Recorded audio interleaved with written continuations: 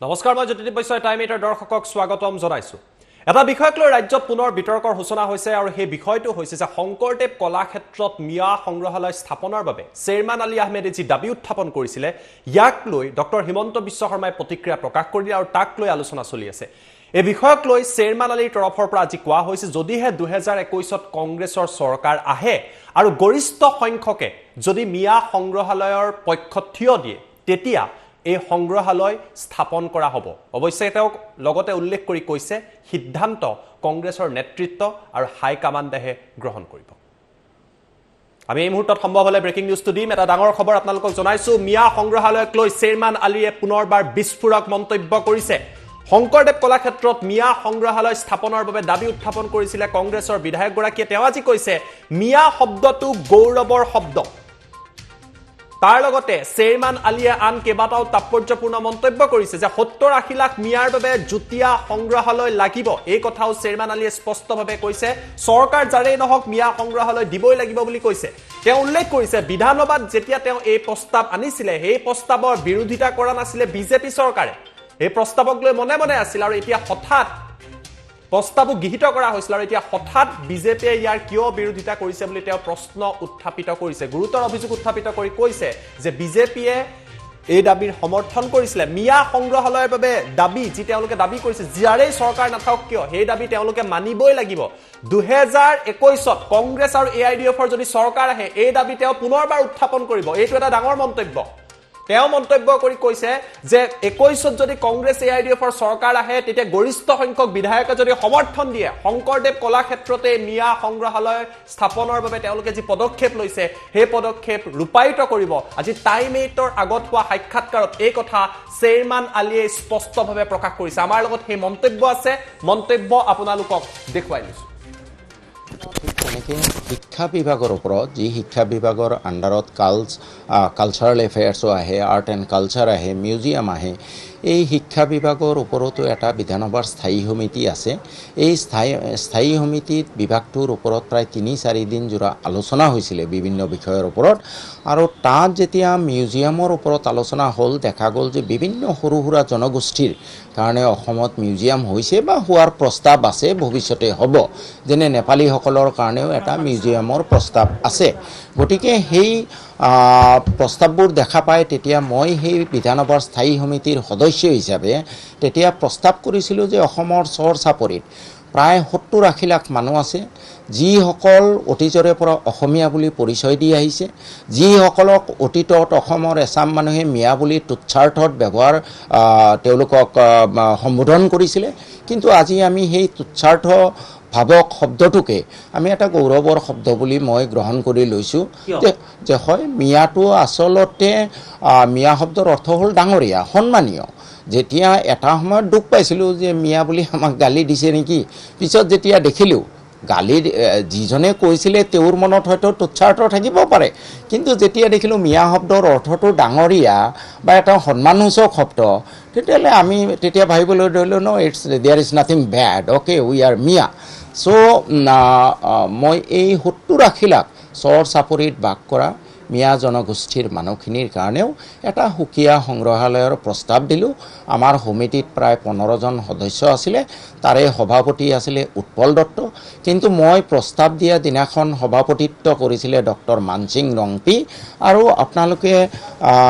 আপোনালোকক জনাই থওঁ যে সেই 15জনীয়া সমিতিত বিজেপিৰ 6জন সদস্য আছিলে এজিপিৰ 2জন বিপিএফৰ 2জন কংগ্ৰেছৰ 3জন আৰু ইউডিএফৰ 2জন মুঠ 15জন সদস্যৰ মিত্ৰজোঁটৰ চৰকাৰৰ 10জন সদস্য আছিলে আৰু সেইদিনাখন সেই প্ৰস্তাৱ দিওঁতে 15জন সদস্যৰ গৰিষ্ঠ সংখ্যকে ছাপোৰ্ট কৰিব লাগিব সেইদিনা যদি 10জন সদস্য উপস্থিত আছিল তাৰে 6জনে ছাপোৰ্ট কৰিব লাগিব সেইদিনাখন মই এই প্ৰস্তাৱ দিয়াৰ পিছত কেইবাজনেও ছাপোৰ্ট কৰিছিলে আৰু কোনেও বিৰোধ কৰা নাছিলে অৱশেষত সেইদিনাখন সেই প্ৰস্তাৱ গৃহীত হ'ল পৰৱৰ্তী পৰ্যায়ত 24 মাৰ্চত বিধানসভাত এই স্থায়ী সমিতিৰ প্ৰতিবেদন দাখিল কৰা হ'ল সেইদিনাখন দাখিল কৰা সময়ত ডক্টৰ হিমন্ত বিশ্ব শৰ্মা 24 মাৰ্চত নিজে উপস্থিত আছিলে বিজেপিৰ অন্যান্য সদস্যসকলো আছিলে ইয়াতে এটা সুযোগ আছে বিধানসভাত এই সমিতিৰ প্ৰতিবেদন দাখিল কৰাৰ পিছত কাৰোবাৰ যদি অমত থাকে তেওঁলোকে এটা ডিভাইড যোগে আনিব পাৰে, তাত বিতৰ্ক হ'ব পাৰে, দুই এটা প্ৰস্তাৱ ইয়াৰ পৰা ডিলিটো হ'ব পাৰে, সংযোজন হ'ব পাৰে, কিন্তু কোনো ধৰণৰ ইয়াৰ বিৰোধ হোৱা নাছিলে। অৰ্থাৎ বিধানসভাটো এই প্ৰতিবেদন সৰ্বসন্মতিক্ৰমে গৃহীত হৈছে। গতিকে যিহেতু বিধানসভাত আমাৰ বিধানসভাৰ স্থায়ী সমিতিত গৃহীত হোৱাৰ পিছত এইটো বিধানসভাটো গৃহীত হৈছে, তেতিয়া মই এই বিধানসভাৰ এই গৃহীত হোৱা প্ৰস্তাৱ মই কাৰ্যকৰী কৰিবলৈ খুব সম্ভৱ যোৱা 18 ছেপ্টেম্বৰ তাৰিখে 18 ছেপ্টেম্বৰ বা 18 অক্টোবৰ তাৰিখে মই পাহৰি গৈছোঁ, মই আমাৰ মিউজিয়ামৰ সংগ্ৰহালয়ৰ সঞ্চালক ডাঙৰীয়াক লগ কৰি এই প্ৰতিবেদন এই প্ৰস্তাৱ বিধানসভাত গৃহীত হোৱা প্ৰস্তাৱ তৎকালীনভাৱে ৰূপায়ণ কৰিবলৈ তেখেতক লগ কৰোঁ আৰু দাবী জনাওঁ। সেইটো আমিতো নিশ্চিত যে বিজেপিয়ে যি ধৰণে চাওক এই প্ৰতিবেদনটো লৈ পেলাই বিজেপি চৰকাৰৰ বিজেপি দলৰ এজন সদস্যৰ সভাপতিত্বত মিত্ৰজোঁটৰ 10জন সদস্য থকা সমিতিত কোনেও বিৰোধ কৰা নাই, এইটো পাৰিত হৈছে, বিধানসভাত পাৰিত হৈছে। তাৰপিছত কালি হিমন্ত বিশ্ব শৰ্মা ডাঙৰীয়াকে আদি কৰি বিভিন্ন বিজেপি দলৰ সদস্যই যি ধৰণে অসমৰ পানী ঘোলা কৰিব ধৰিছে তাৰ পৰাই আপোনালোকে অনুমান কৰিব পাৰে যোৱা 5টা বছৰত তেওঁলোকে কেনেকৈ জাতপাতৰ ৰাজনীতি কৰিছে, তেওঁলোকে কেনেকৈ সাম্প্ৰদায়িকতাক উচতাই ৰাজনীতিৰ জোল খাব বিচাৰিছে। আৰু যোৱা কেন্দ্ৰ চৰকাৰত প্ৰায় 7টা বছৰ, অসমত প্ৰায় 5টা বছৰ উন্নয়নৰ যি ঢাকঢোল বজোৱা হৈছিলে সেয়া আজি আপোনালোকে সকলোৱে দেখিছে। তেতিয়াহ'লে কংগ্ৰেছ চৰকাৰ যদি আহে তেতিয়া শংকৰদেৱ কলাক্ষেত্ৰত সংগ্ৰহালয় আপোনালোকে যিটো বিধেয়ক আছিলে সেইটো আইনত পৰিণত কৰিব, এতিয়া তাত স্থাপন কৰিব? চাওক, মই কংগ্ৰেছ দলৰ এজন সদস্য, মই কোৱা কথাই যে কংগ্ৰেছ দলৰ মানে ফাইনেলছে সেইটো কেনেকৈ কৰিব? কংগ্ৰেছ এটা ডাঙৰ দল, এটা অসম ৰাজ্যতো এটা কমিটি আছে, চৰকাৰ হ'লে তাত আমাৰ চিফ মিনিষ্টাৰ থাকিব, কেবিনেট থাকিব, তাৰে এজন কেবিনেটৰ মেম্বাৰ নহ'লেও মই এজন হয়তো যদি মই নিৰ্বাচিত হওঁ এজন সদস্য থাকিম। মোৰ আজি যি দাবী সেই দাবী কালিও থাকিব, পৰহিও থাকিব, 5 বছৰ পিছতো থাকিব। কংগ্ৰেছ দলে বা কংগ্ৰেছ দলৰ চৰকাৰে সেয়া মানি ল'ব নে নল'ব সেইটো মই ক'ব নোৱাৰিম এতিয়াই, কিন্তু মোৰ দাবী থাকিব।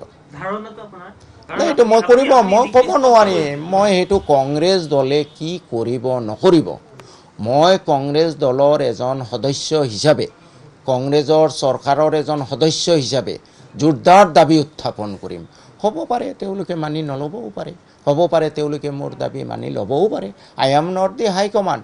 যদিহে মানি ল'ব লাগে কিহৰ ভিত্তিত মানি ল'ব কংগ্ৰেছে? কংগ্ৰেছ বুলি কথা নাই, যিকোনো চৰকাৰে এয়া মানি ল'ব লাগে। 70-80 লাখ মানুহৰ এটা জনসমষ্টি, তেওঁলোকৰ এটা বৰ্ণাঢ্য কৃষ্টি সংস্কৃতি এটা আছে, তেওঁলোকৰ নিজা সাজপাৰ, তেওঁলোকৰ নিজা খাদ্য সম্ভাৰ, তেওঁলোকৰ নিজা ফুড হেবিট আছে, তেওঁলোকৰ ঘৰ সজাৰ পদ্ধতি বেলেগ, তেওঁলোকৰ নিজা খেতি কৰা, এই মানুহখিনি বেছিভাগেই খেতিয়ক, খেতি কৰাৰ সময়ত তেওঁলোকৰ এটা পৰম্পৰা আছে, খেতি চপোৱাৰ সময়ত তেওঁলোকে এক ধৰণৰ গান গায়, খেতি শস্য ৰোৱাৰ সময়ত গান গায়, মাছ মৰা এটা পদ্ধতি আছে, লাকড়িবাৰী খেলকে আদি কৰি বিভিন্ন ধৰণৰ খেল আছে। বৰ্ণাঢ্য সংস্কৃতি এই মিয়া সংস্কৃতি, গতিকে অসমীয়া সংস্কৃতিৰ ই এটা উপসংস্কৃতি, যেনেকৈ বড়ো সংস্কৃতিও অসমীয়া সংস্কৃতিৰ এটা উপসংস্কৃতি। বড়ো, কাৰ্বি, ৰাভা, মিচিং, ডিমাচা আদি বিভিন্ন উপসংস্কৃতি লগ হৈ যেনেদৰে অসমীয়া বৃহত্তৰ অসমীয়া জাতি গঠন প্ৰক্ৰিয়া হৈছে, অসমীয়া বৃহত্তৰ সংস্কৃতিৰ গঢ় লৈ উঠিছে। মই ভাবোঁ মিয়া সংস্কৃতি ইয়াত যোগ হ'লে অসমীয়া সংস্কৃতি আৰু বেছি বৰ্ণাঢ্য হ'ব, আৰু বেছি বিশ্ব দৰবাৰত সুকীয়া স্থান লাভ কৰিব বুলি মই ভাবোঁ।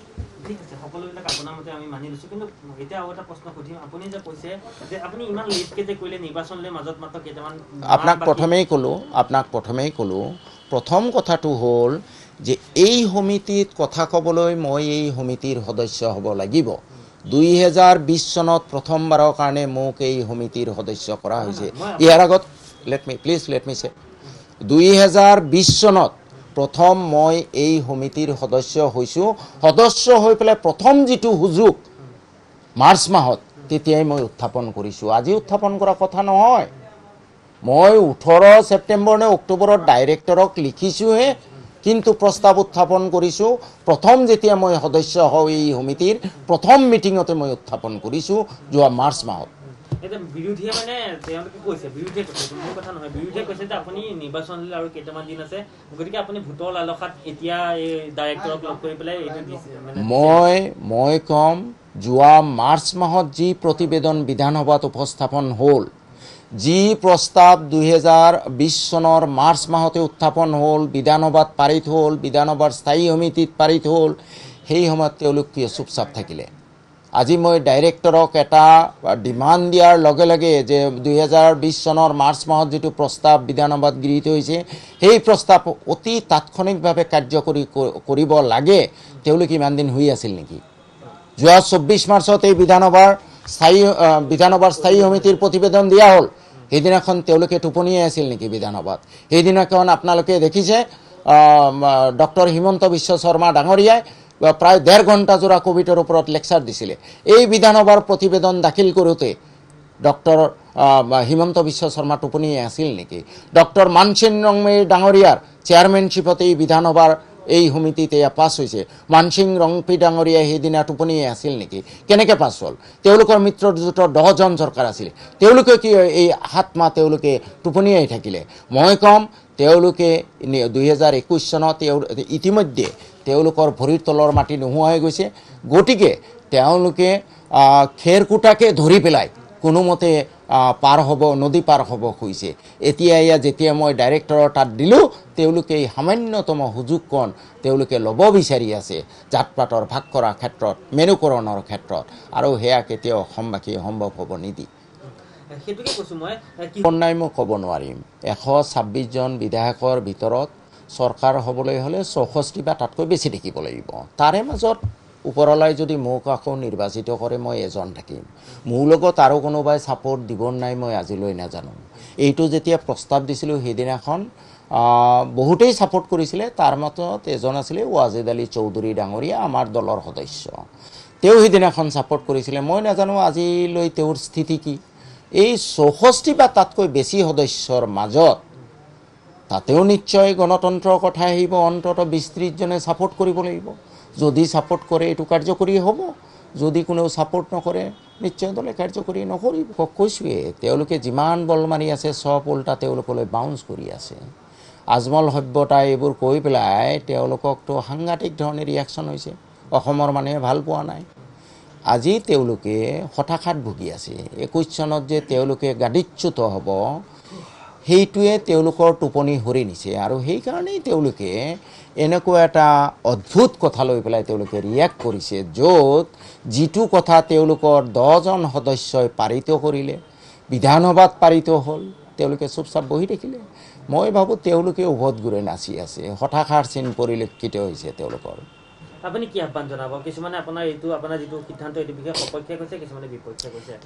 মই চাওক, অসমত 3.5 কোটি মানুহ, তাৰে 1/4 মানুহে হ'ল চৰ চাপৰিত বাস কৰা, যাক আমি মিয়া জনগোষ্ঠী বুলি কৈছোঁ।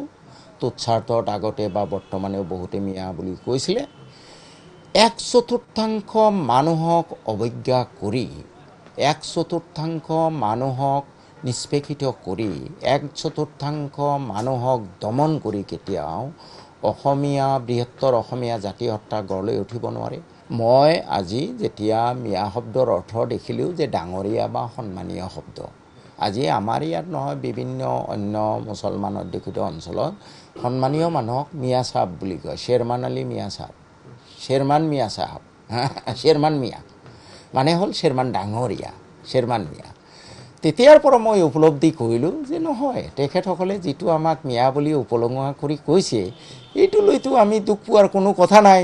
Better we should give our identity, we should feel pride, we should take pride in calling us as Miya. গতিকে আজি মই মিয়া বুলি গৌৰৱ বোধ কৰোঁ, মই গৰ্ব কৰোঁ। সকলোকে আহ্বান জনাইছোঁ, এই মিয়া জনগোষ্ঠীৰ সকলোকে, যে আপোনালোকে আপোনালোকক কোনোবাই যদি মিয়া বুলি মাতে আপোনালোকে তেখেতক ধন্যবাদ জনাব। কাৰণ আমি সকলো আচলতে মিয়া মানে আপোনাক কোনোবা এজনে মনত তেওঁৰ বেয়া ভাৱ থাকিব পাৰে, কিন্তু তেওঁ যেতিয়া আপোনাক ক'ব অমুক মিয়া, তাৰমানে তেওঁ আপোনাক কৈছে অমুক ডাঙৰীয়া, হেল্ল' অমুক ছাৰ, শ্বেৰমান ছাৰ, শ্বেৰমান মিয়া মানে Sherman sir. It is a matter of pride. মই মিয়া জনগোষ্ঠীৰ সকলোকে আহ্বান জনাইছোঁ আপোনালোকে পজিটিভলি লওক মিয়া শব্দটো অত্যন্ত ভাল শব্দ মিয়া শব্দটো যিকোনো উৰ্দু ভাষিক ঠাইটো মিয়াটো নামৰ শেষত ইউজ হয় সন্মানসূচকভাৱে গতিকে আপোনালোকে এই উপলুঙা হিচাপে আৰু যাতে নলয় এইটোক এটা গৌৰৱৰ চিন হিচাপে যাতে লয় তাকে মই আহ্বান জনাইছোঁ